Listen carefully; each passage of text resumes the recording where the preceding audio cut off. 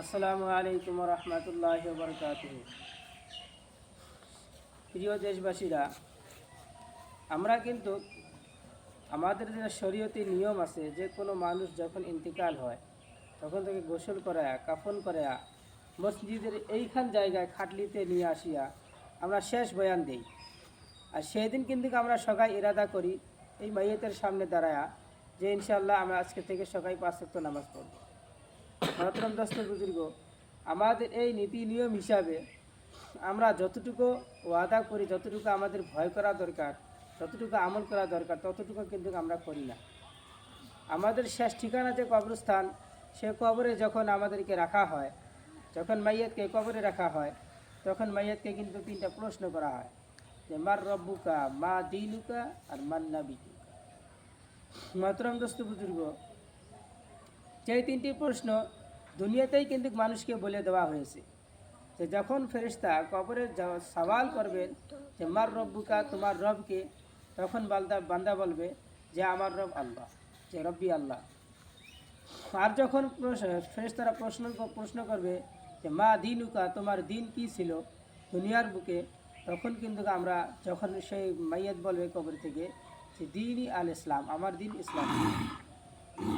আর যখন প্রশ্ন করা হবে যে আমার নবীকা, তোমার নবী কে ছিল, তখন সবাই যারা মাইয়াত আছে সেটা বলবে যে আমাদের নবী মুহাম্মদুর রাসূলুল্লাহ সাল্লাল্লাহু আলাইহি ওয়াসাল্লাম।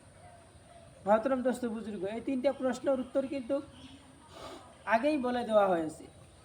আজকে আমরা সবাই জানি, কম বেশি এই প্রশ্নের উত্তরটি আমরা সবাই জানি, কিন্তু কবরে আমাদের মতন কারো বলার মতন ক্ষমতা হবে না। কেন? যার দুনিয়ার বুকে আমল থাকবে না, সে কবরে যা এই প্রশ্নের উত্তর দিতে পারবে না। যে ব্যক্তি দুনিয়ার বুকে শরীয়ত মোতাবেক নিজের জিন্দিগি কাটাইবে, আল্লাহর হুকুম আহকামের উপরে নিজের জিন্দিগি বিতাইবে, সেই ব্যক্তি কবরের মধ্যে বলতে পারবে আমার দিন কী ছিল, যে আমার রব কী ছিল। যে ব্যক্তি হালাল হারাম জায়েজ নাজায়েজ বেছে চলবে, মেনে চলবে এবং আল্লাহর বিধান অনুযায়ী চলবে, সেই ব্যক্তি এই প্রশ্ন উত্তর দিতে পারবে। যে ব্যক্তি আল্লাহ নবী সাল্লাল্লাহু আলাইহি সাল্লামের হাদিস মোতাবেক চলবে, আল্লাহ নবীর সুন্নতের উপরে আমল করবে, সেই ব্যক্তি এই প্রশ্নের উত্তর দিতে পারবে। আর আজকে আমরা দেখি স্কুলের পরীক্ষায় কোনোদিনও প্রশ্ন আউট হয় না, কিন্তু আল্লাহ রাব্বুল আলামিনের যেটা জিন্দিগির সবচাইতে ইমতিহান, প্রথম ইমতিহান হবে যে মানুষের মৃত্যুর পরে কবরে তাকে প্রশ্ন করা হবে, সেই প্রশ্নের উত্তর কিন্তু আল্লাহ তাআলা আউট করে দিয়েছেন মানুষকে জানার জন্য, শেখার জন্য।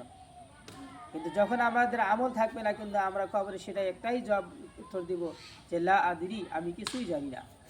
মহতরম দোস্ত বুজুর্গ, আজকে আমাদের সমাজের এরকম পরিস্থিতি যে আমাদের কবরে মনে হয় লা আদরি ছাড়া আর কেউ কিছু বলতে পারবো না, যাতে আমরা সবাই প্রশ্ন উত্তর দিতে পারি। তো সেই জন্যই আমরা নিজের জিন্দিগিটাকে আল্লাহর হুকুম আহকামের উপরে, শরীয়তের উপরে, জায়েজ নাজায়েজ হালাল হারামের উপরে ডিফেন্ড করে এবং আল্লাহ নবীর সুন্নতের উপরে আমল করে নিজের জিন্দিগি কাটানোর চেষ্টা করি।